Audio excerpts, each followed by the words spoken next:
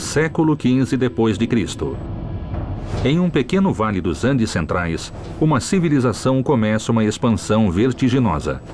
Em apenas 95 anos, os Incas constroem o império mais extenso da América pré-colombiana, o Tahuantinsuyo. O Estado Inca ocupou o sul da Colômbia, o Equador, o Peru, a Bolívia e partes do Chile e da Argentina. Sua cultura se difundiu através do Planalto Infinito, pela colossal Cordilheira dos Andes, pela costa desértica do Oceano Pacífico e até alcançou as profundezas da impenetrável selva amazônica. Eles dominaram a navegação, a arquitetura megalítica, a astronomia e a matemática, a agricultura de subsistência e a construção de complexo sistema de aquedutos. Como os Incas conseguiram alcançar tanto poder em menos de um século e transformar a cidade de Cusco na capital de um império?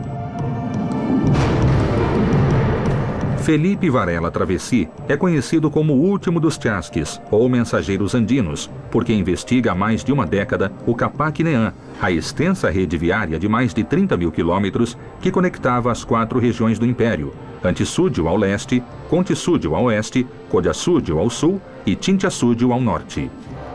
Agora, Felipe enfrenta uma travessia por terra, mar e ar, desafiando a natureza e a história, para desenterrar milhares de anos de enigmas, sabedoria e crenças, as profundas raízes de uma das civilizações mais fascinantes da humanidade, o Império Inca.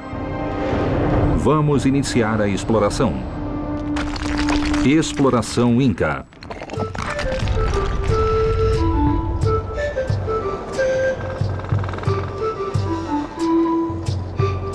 Para erguer seu império colossal em apenas 100 anos, os Incas aproveitavam o vasto legado dos povos que os precederam na América do Sul. Os vestígios desses conhecimentos indispensáveis ainda são visíveis na cidade sagrada de Cusco. Cusco, umbigo. As imponentes muralhas de Sacsayhuamán são exemplos da arquitetura megalítica herdada de Cotachúdio, a região sul do Império Inca. Na fortaleza também é possível rastrear os passos do povo de Contisúdio, o setor oeste, onde os Incas obtiveram as chaves para organizar e controlar seu vasto território. O arqueólogo Luiz Guevara Caraças é capaz de reconhecê-las. Qual foi a função de Sacsayhuamán? Dentro da perspectiva histórica, situamos Sacsayhuamán como um centro cerimonial. Aqui eram realizados cultos em homenagem ao Sol. É a principal divindade do Estado Inca, e é por isso mesmo que o primeiro Inca quis ser chamado de Capac Inca, o único. Porque isso queria dizer que era filho do Sol, o servidor.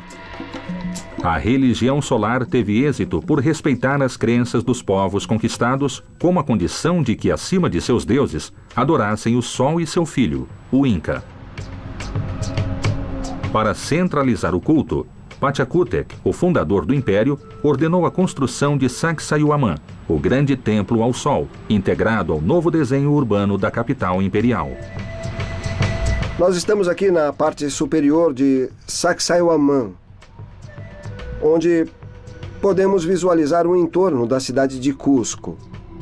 Pachacútec determinou uma construção baseada no Puma para fazer o planejamento urbano no Vale de Cusco, uma representação que também faz parte deste critério cosmogônico.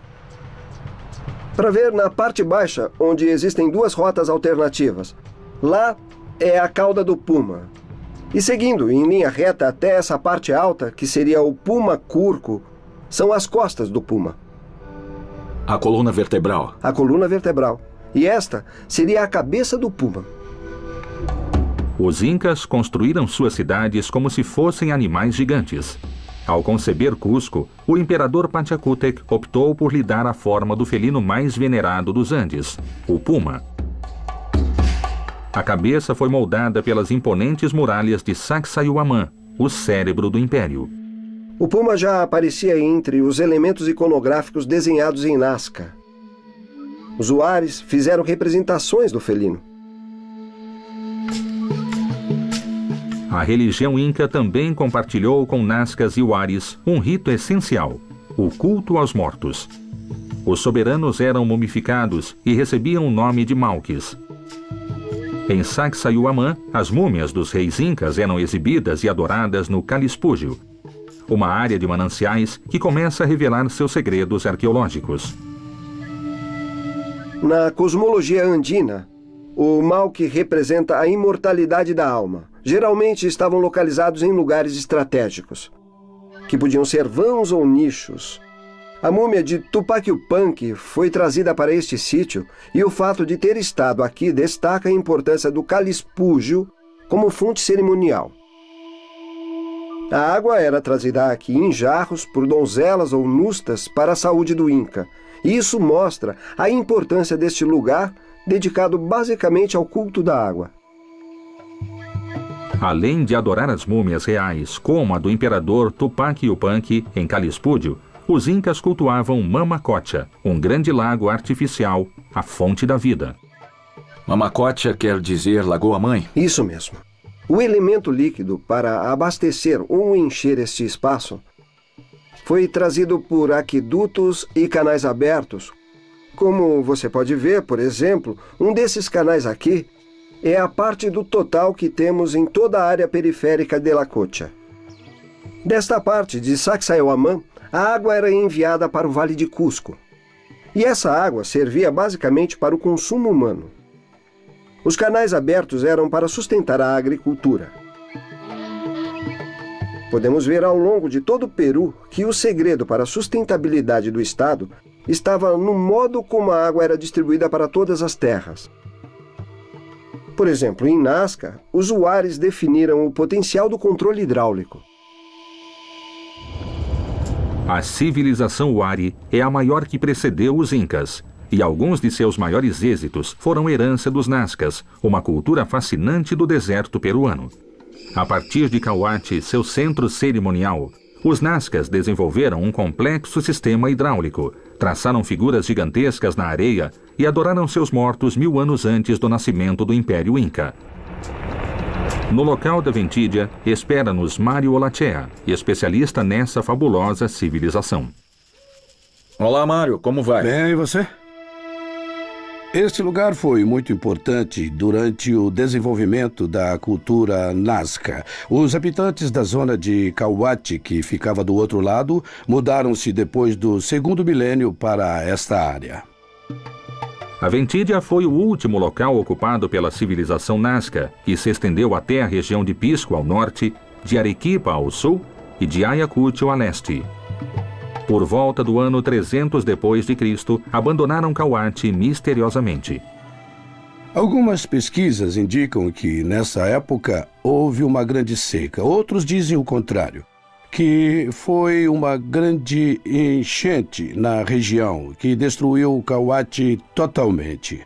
E o povo precisou emigrar para chegar à região da Ventídia, no distrito do Engenho. Se olhar aqui, verá até a parte de baixo tudo que foi a área habitacional. E aqui parte dos cemitérios. Veja a forma como foi construída essa tumba para enterrar os principais governantes. Aqui podemos ver alguns vasos de cerâmica.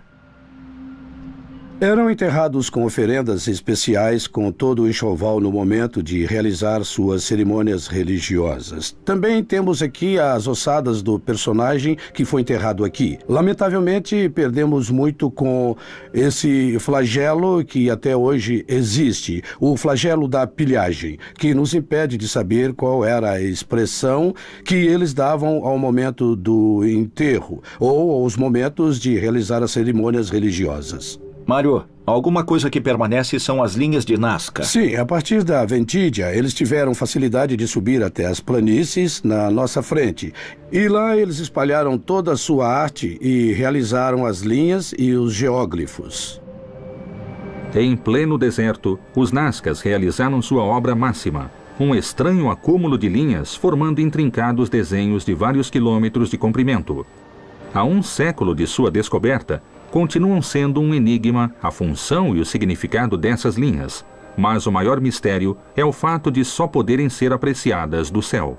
Veja bem, a área que vamos ver agora, onde as linhas estão escritas, tem aproximadamente 540 quilômetros quadrados. E do céu poderemos ter uma vista panorâmica sim, de todas essas figuras. De todas. Por volta de 30 figuras em cerca de 10 mil linhas e mais de 90 áreas varridas.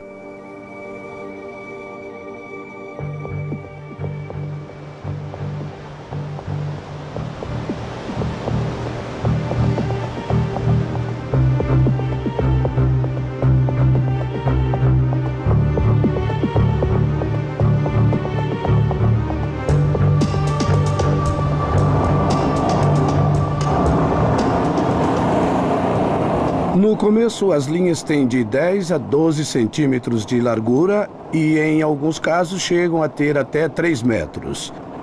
E quanto às áreas varridas, como chamamos, são as formas trapezoidais.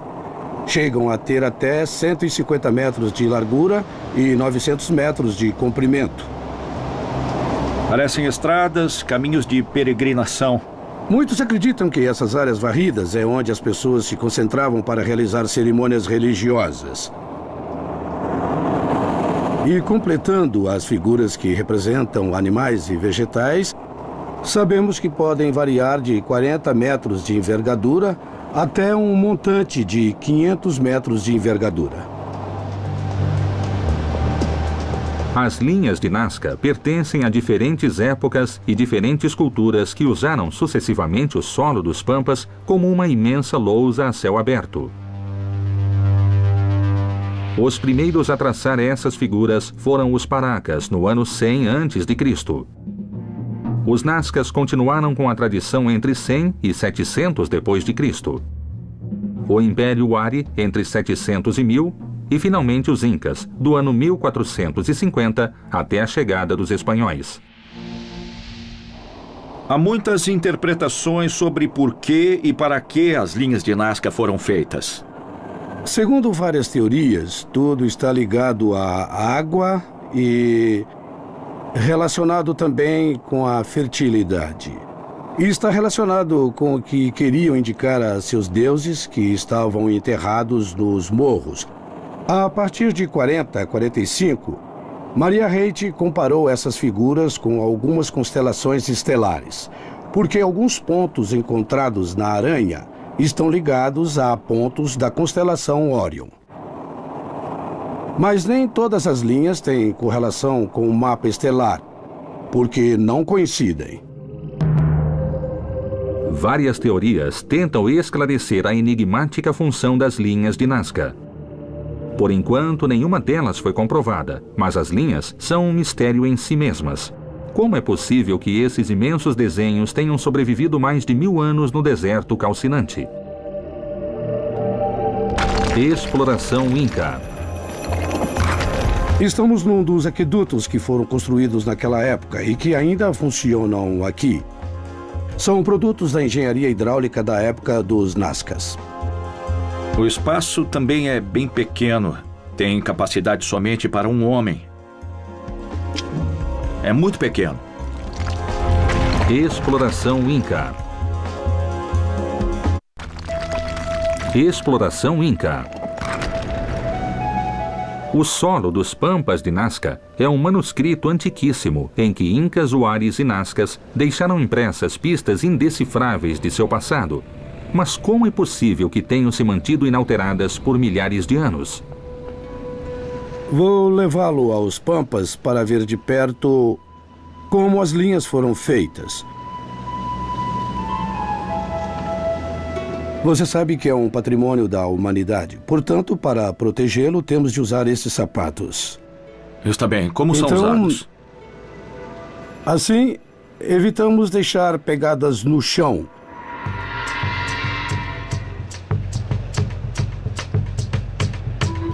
Por favor, agora vamos caminhar, mas lentamente, pisando com cuidado. Levantando bem os pés? Sim, desse modo não levantamos pedras, não as desacomodamos. O que permitiu que as linhas de Nazca perdurassem tanto tempo? Bom, há vários fatores, mas o principal é o geológico. A natureza que existe aqui em Nazca permitiu que as linhas não se apagassem com o tempo.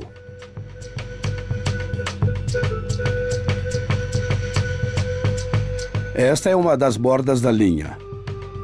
Então eles tiravam as pedras, o material da área onde queriam desenhar a linha. Isso mesmo. Essa limpeza provocava um contraste da cor da base da terra com o que estava no extremo da linha.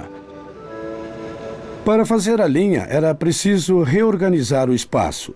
Precisamos considerar que toda a área onde as linhas foram demarcadas é uma área de aluvião. Nas serras peruanas havia uma grande quantidade de água e, quando desceram com força, arrastaram pedras marrom avermelhadas. O que os Nazcas faziam era retirar as pedras que estavam sobre esses espaços branco-amarelados para produzir um contraste de cor. A técnica de construção das linhas é simples e eficiente. Mas qual é o segredo de sua milenar duração? A técnica Nazca também se relaciona com fatores climáticos. Exato. Essas pedras absorvem o calor do solo e fazem com que os pampas sejam muito quentes. Mas à noite a temperatura baixa até 2, 3 ou 4 graus. Então foi isso que também produziu uma espécie de cimento sobre a área que não deixa que o solo seja arrasado. Mário, tem um dispositivo que mede a temperatura e a velocidade do vento. Podemos comprovar os fatores climáticos aqui nos pampas de Nazca. Vá em frente. Está fazendo uns 33 graus. A velocidade do vento, nesse momento, é de 1,5 km por hora. A 2 metros do chão, aproximadamente 8,2 de velocidade. E a temperatura baixou cerca de 3 graus. Temos 30 graus centígrados. Isso corrobora as diferentes teorias sobre a conservação produzida pela natureza. O segredo da conservação das linhas é um exemplo da sábia adaptação dos Nazcas a seu ambiente. Os raios do sol aquecem as pedras mais que o ar. Esse calor tende a subir, impedindo que os ventos alterem os desenhos impressos no solo pedregoso. Este aparelho também mostra que a umidade é muito baixa aqui na região dos pampas de Nazca. Sabe que chove pouco aqui e a umidade é muito baixa. Somente os pampas absorvem muita umidade. Então eles se adaptaram justamente a essa grande lousa para poder fazer seus desenhos cerimoniais, invocando seus principais deuses, pedindo água suficiente para a região, para proporcionar fertilidade ao solo. Na verdade, há uma forte relação entre fertilidade, água e o povo de Nazca. Em algumas ocasiões da história, houve secas que duraram de 8 a 10 anos. Inclusive, o nome Nazca significa lugar de dor, lugar de sofrimento. A adaptação dos Nazcas a seu ambiente foi tão grande que eles conseguiram converter as terras áridas do deserto em vales cultiváveis. Essa tecnologia foi aprendida pelos Incas e aplicada ao longo do Império. Os aquedutos de Cantalok estão entre os melhores exemplos em funcionamento. Estamos num dos aquedutos que foram construídos na época e que ainda funcionam aqui em Nazca. Antigamente havia até 50 aquedutos em quase toda a região. São produtos da engenharia hidráulica da época dos Nazcas. Agora vamos acompanhar o meu amigo Jorge, que é o encarregado dessa região aqui, para que você tenha uma ideia de como a água do aqueduto corre no conduto horizontal. Os Nazcas descobriram os rios subterrâneos do deserto e, para aproveitá-los, construíram um engenhoso sistema de irrigação que funciona filtrando e dirigindo o lençol freático por meio de canais permeáveis. Essa complexa rede hidráulica consiste de mais de 30 aquedutos. Cada um tem vários respiradouros que facilitam seu acesso e manutenção.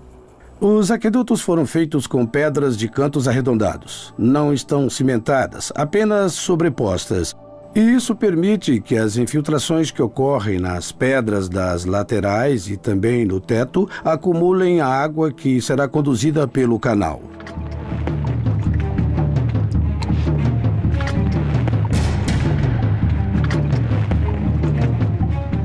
Tem aproximadamente 80 centímetros de largura e menos de 1 metro de altura. É totalmente feito de pedras de cantos arredondados para proteger o teto. Estamos na camada fria, na camada natural, 7 ou 8 metros sob a superfície terrestre. O espaço também é bem pequeno. Tem capacidade somente para um homem. É muito pequeno.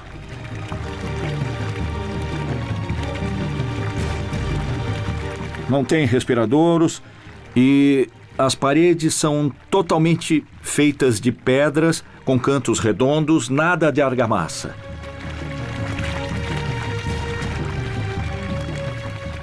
O teto é totalmente feito de pedras.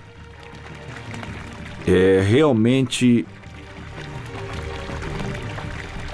impressionante a tecnologia. E mais ainda ter durado milhares de anos.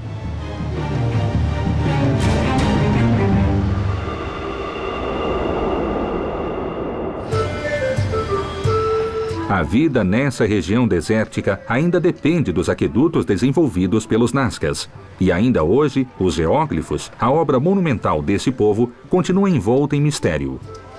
Maria Reite, quem mais estudou as linhas do deserto, morreu convencida de que formavam um gigantesco calendário ritual. As últimas investigações do historiador Josué Lantio aprofundam o possível emprego cerimonial dessas enigmáticas figuras. Como as linhas de Nazca foram feitas? Há uma infinidade de hipóteses. A hipótese que está ganhando muita força é que as linhas de Nazca foram símbolos que indicavam planos familiares. Como esta orca de cerâmica. Havia um clã que adorava a orca, então com essas figuras eles praticavam rituais para propiciar a água, porque a água era fundamental e estava presente em toda a trajetória do mundo andino. A água era vida ou morte.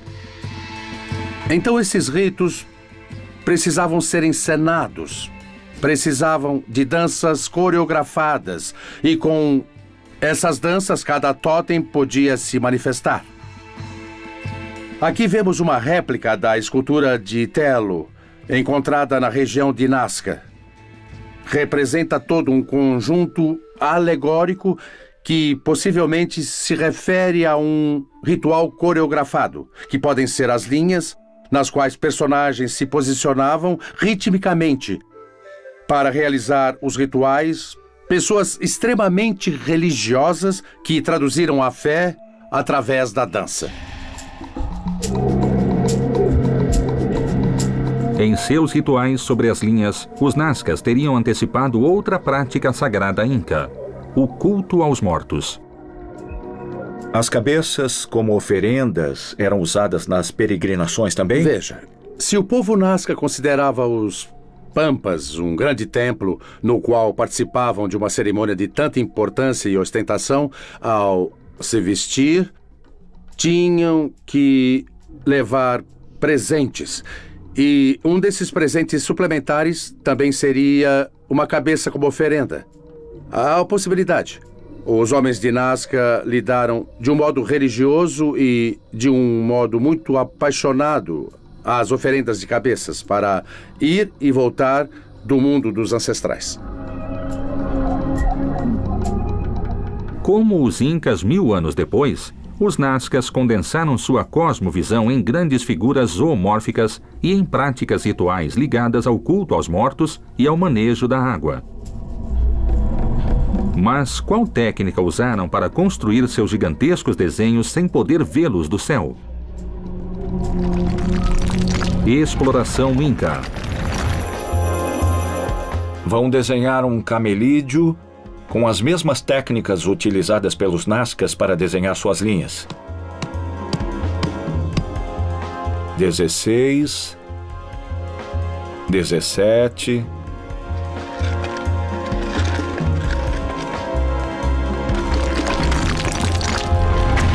Exploração Inca. Exploração Inca.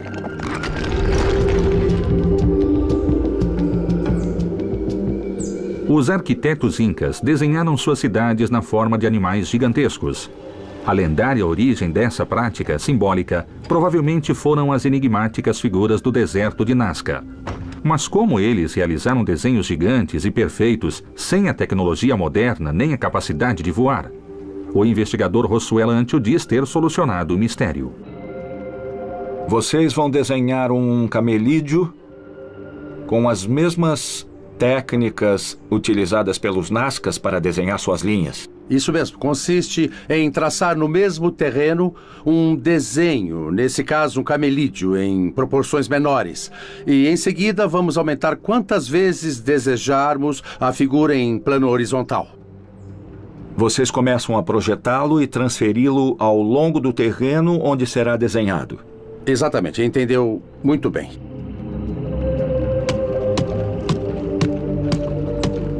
Depois de instalar a estaca, estendemos uma corda sobre toda a figura que será desenhada. Depois de localizar os pontos básicos, vamos interrelacionando cada um desses pontos e no final temos uma figura. 14,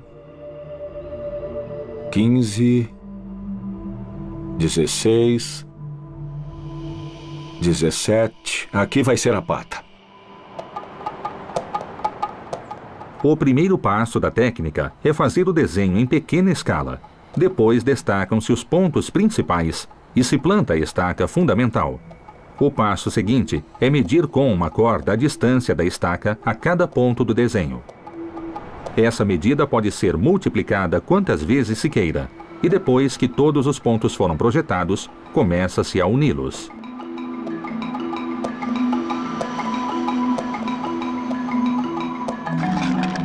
Vamos limpando mais ou menos a linha. Sim, e se houver pedrinhas, nós atiramos, delineamos e é aqui que vai ficar. Ampliando sua proporção.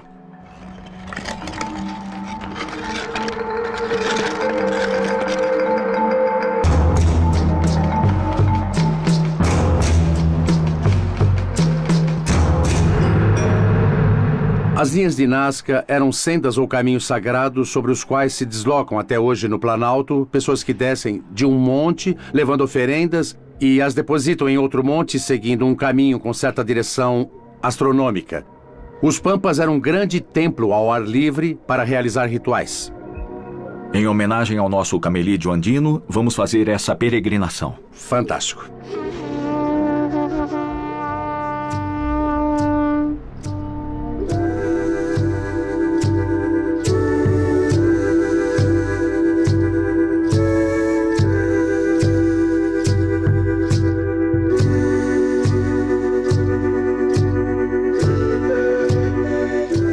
O camelídeo andino foi fundamental para o desenvolvimento das civilizações andinas. Huares, Nazcas e Incas os usaram para levar carga e fornecer alimento e roupas.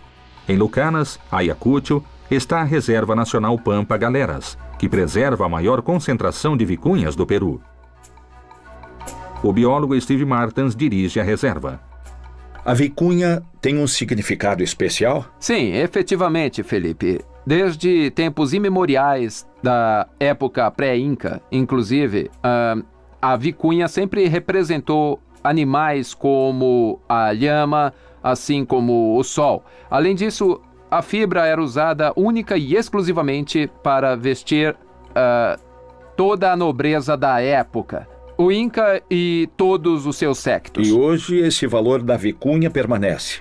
Exatamente. É uma das fibras naturais mais finas do mundo, utilizadas na moda internacional, no mercado europeu em geral. O Inca vinha periodicamente a este local e organizava grandes cercos às vicunhas, em que a fibra era resgatada, aproveitavam o que tinham que aproveitar e depois as libertavam, para não perder essa riqueza genética. Agora somos nós os herdeiros disso. A prática do tchaco ou cerco garante a preservação da vicunha, ao mesmo tempo que rende grandes benefícios econômicos à cidade de Lucanas. Todos os anos, um cordão humano faz um percurso de 8 quilômetros com o fim de capturar o maior número possível de vicunhas. Vamos em frente! Vamos à direita! À direita, à direita! Ô! Tchaco! Pra direita, vamos! Tchaco! Pra direita, pra direita. Chaco, Chaco, Chaco, Chaco.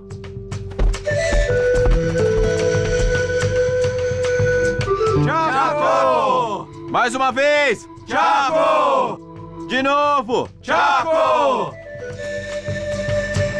Essas armadilhas estruturais são consideradas as maiores para capturar a fauna silvestre. E cortamos as fibras que têm o tamanho acima do apropriado, o que chamamos de comprimento de mecha, entende? Acima de 2,5 cm.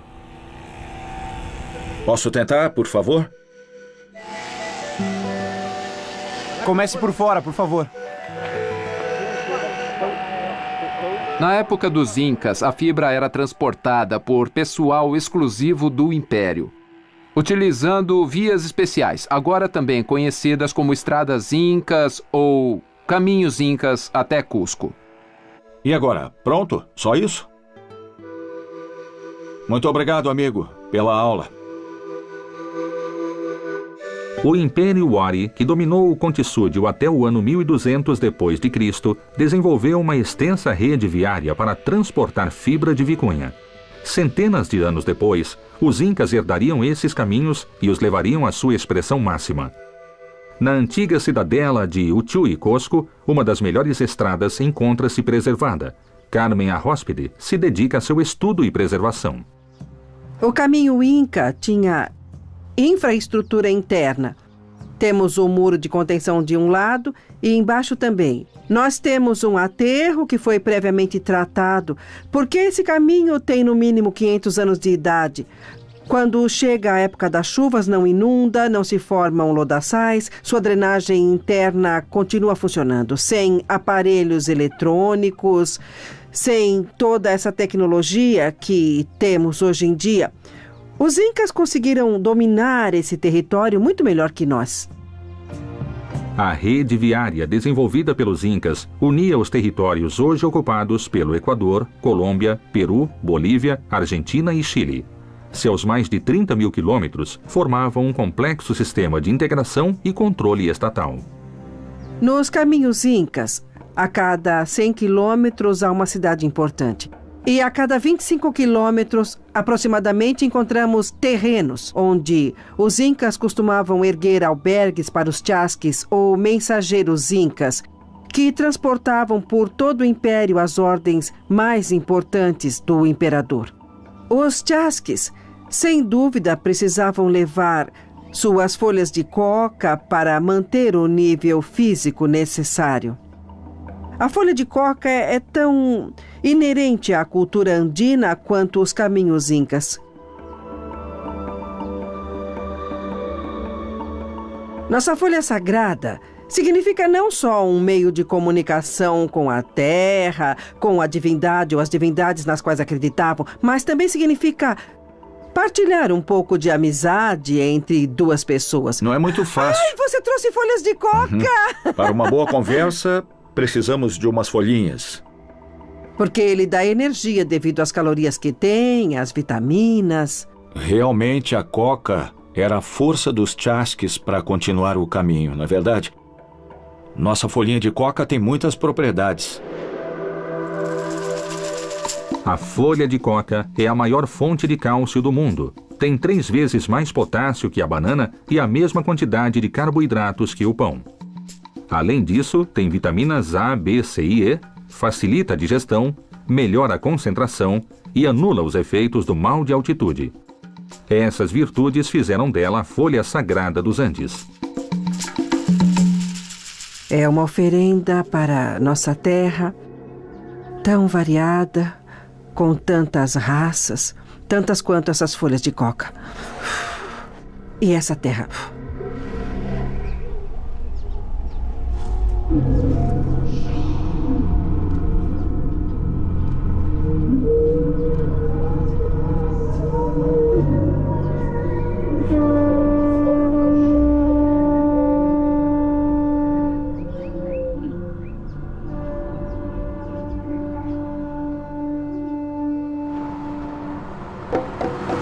Assim como a folha de coca foi indispensável para os chasques ou mensageiros andinos, a coia, outro vegetal, serviu para construir pontes suspensas através de abismos e precipícios infranqueáveis. Em Quechua-Chaca, a 150 quilômetros de Cusco, encontra-se a última ponte suspensa dos Incas. 500 anos de vigência cultural se renovam a cada ano com essas senhoras, que são o começo das festividades. Senhoras, Boa tarde, senhoras. Como vão? Boa tarde. Que material usam para este trabalho? Chama-se coia. Coia é uma variedade de palha. Então me mostrem como trabalham a palha. Enrolam com a mão, Isso jogam mesmo. água na palha para que fique mais suave? Ah, tem que ficar molhada. Precisa ficar molhada? Isso mesmo. E fica bem macia? Não é muito fácil. É muito resistente esta fibra. É, sim. E quanto tempo dura a ponte? 1 ano. Um ano todo? Aguenta a chuva, aguenta tudo? Tudo. Sim. Com 45 fibras, fazemos uma corda. E com 3 cordas de 45, fazemos uma corda para a ponte. Embaixo você vai ver 6. Todo esse trabalho é realizado por 500 famílias das comunidades de Uintiri, Polianaqueue, Chalpichorraia e Chalpibanda. As 4 comunidades repetem o que seus ancestrais faziam e eles desejam continuar essa tradição de trabalhar em comunidade. Quechua-Chaca é um objeto cultural que não apenas os une, como os deixa orgulhosos de sua cultura. As mulheres de Quechua-Chaca trançam as cordas de coia sem fazer sequer um nó, até a grossura necessária para a estrutura da ponte.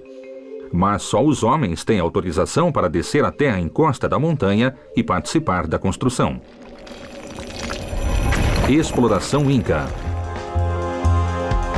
Vamos, assim. Puxa! Vai, pode puxar. Puxa! Puxa! Puxa! Quando já tem as 6 cordas, eles cortam a ponte velha. Vai! Puxa! Força! Força! Força! Força! Vai! Vamos lá! Força, vai! Exploração Inca. Exploração Inca.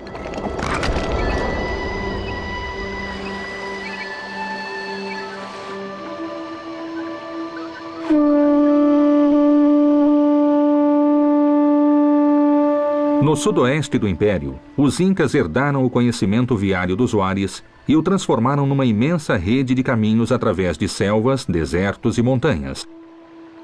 No distrito de Quelui, ao sul de Cusco, 4 comunidades unem o caminho ancestral sobre o rio Apurímac. Ano após ano, reconstroem a última das pontes suspensas incas inteiramente tecida com coia, uma palha que cresce a 4.000 metros de altura.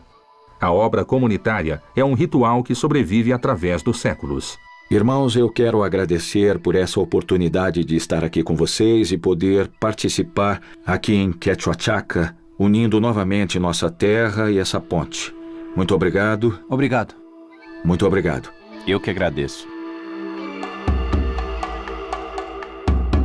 Primeiro eles amarram a corda grande a uma corda fina e atiram de um lado para o outro. Lá eles puxam e desse lado começam a empurrar.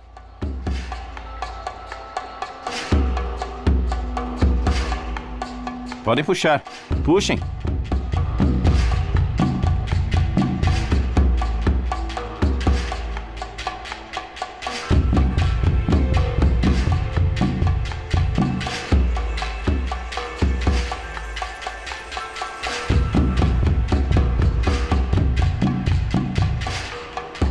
Quando eles já têm as 6 cordas, derrubam a ponte velha.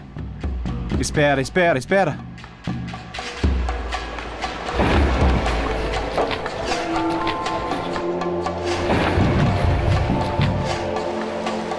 A ponte de Quechua-Chaca é feita de 6 cordas ou vigas principais que são amarradas às antigas caixas de ancoragem incas talhadas na pedra dos 2 lados do precipício. Uma vez instaladas, as cordas se tensionam até alcançar a curvatura ideal. Puxa! Vai, pode puxar. Puxa! Puxa. Puxa! Força, Vamos vai. lá! Vai! Boa. Vai, Vai! força. Puxa! Vai, tá quase. Isso! Vai. Puxa! Força. Força! Força. Força. Vai. Vamos lá! Força, vai. A ponte de Quesuachaca pode suportar perfeitamente 10 pessoas.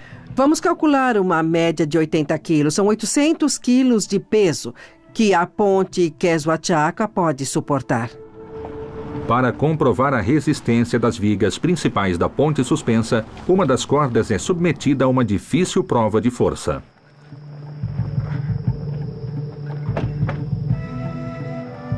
Preciso puxar a caminhonete com uma corda de fibra vegetal que trouxemos de Quesuachaca. Claro que Pode sim. nos ajudar? Vamos buscar a corda. Vamos lá. Este lado é para o caminhão.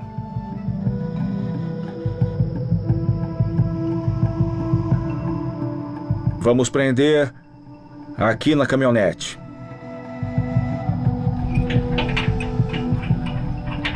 Já está presa. Primeiro, dê partida aos poucos, suavemente. E depois eu aviso para puxar a caminhonete. Uma caminhonete brecada, 3 toneladas de peso. Puxe de leve, vamos lá. De leve, por favor.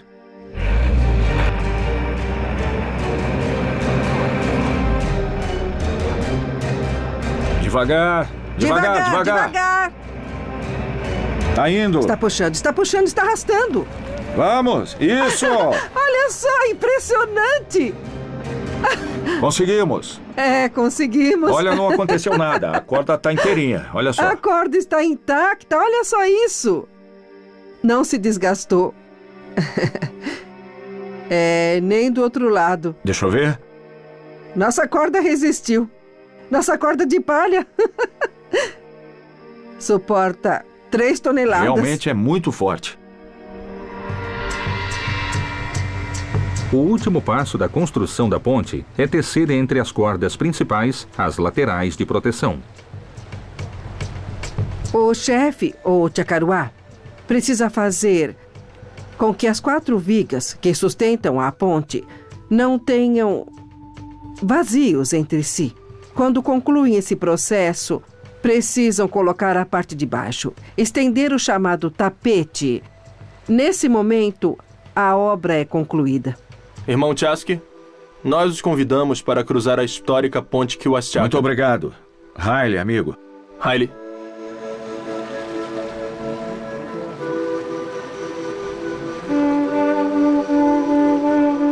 Graças a pontes como a de Quesuachaca, os incas conseguiram garantir o trânsito de pessoas, produtos e animais através de rios turbulentos e abruptos precipícios. Mas, além disso, as pontes suspensas foram uma peça estratégica no deslocamento do exército do Império. Uma força profissional liderada pela elite inca, que havia demonstrado poder, inteligência e resistência no ritual do Huarachicuy.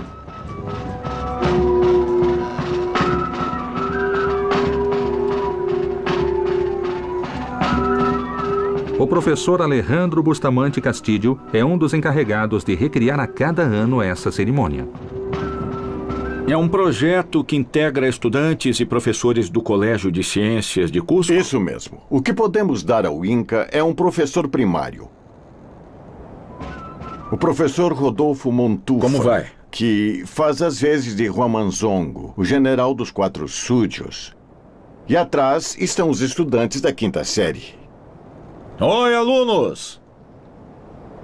O Tahuantinsuyo continua vivo! Glória ao Imperador Inca!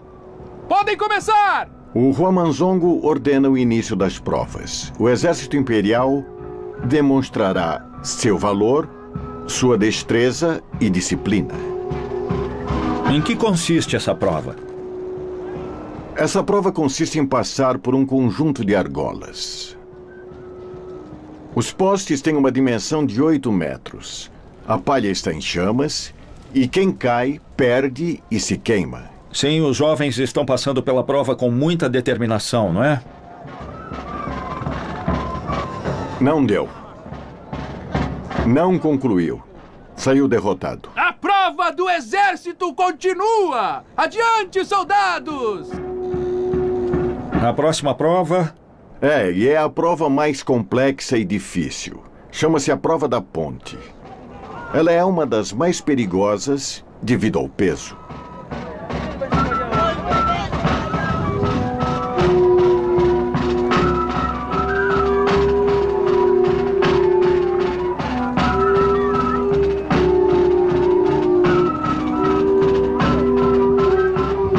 quando se dá um pouco de pugilismo para conquistar totalmente o posto de vencedor. Os primeiros jovens já venceram a prova. Os primeiros jovens já venceram. O Tahuantinsuyo continua vivo! Glória ao Imperador Inca! Vamos continuar! Um dos professores de educação física, que faz às vezes de chefe de um dos sujos, vai atirar a lança.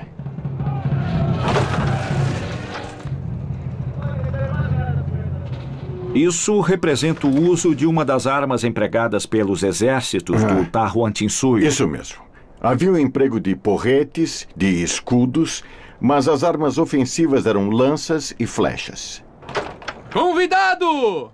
Aproxime-se! Ele está convidando você para atirar a lança.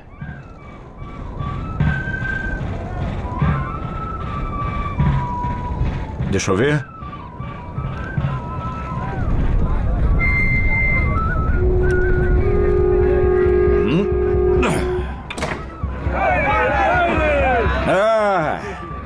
Essa foi por pouco, hein? Preciso treinar mais para a próxima vez. Os vencedores das provas do Araticui são premiados com a entrega de um troféu chamado Guara, símbolo da passagem da puberdade à maturidade e de capacidade militar e estratégica.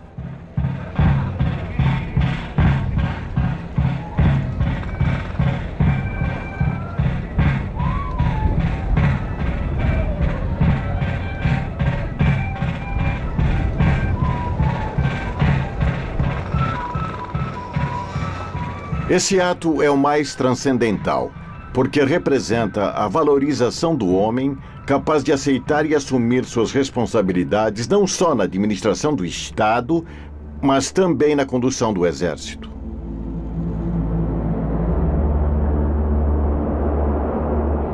O Império Inca precisava de uma classe dirigente com valor e resistência para expandir os domínios do Tahuantinsuyo. A conquista mais difícil e proveitosa foi a da região norte, o Tintiaçúdio, de onde herdaram os conhecimentos ancestrais das civilizações Moche, Chavin, Caral e Valdívia, e com eles os segredos da metalurgia e da predição meteorológica. Por que para os incas as conchas de espôndilos eram mais valiosas que o ouro? Como conseguiram dominar a navegação de alto mar nas agitadas águas do Pacífico? Para revelar esses enigmas, a exploração continua pela rota do Espôndilos. No próximo episódio... Realmente deve ter sido o sonho do conquistador estar aqui nesta câmara em meio a tanto ouro e prata. Era o sonho dourado deles. Mas havia outro elemento muito importante, que era o Espôndilos, trazido de muito longe para servir as religiões antigas.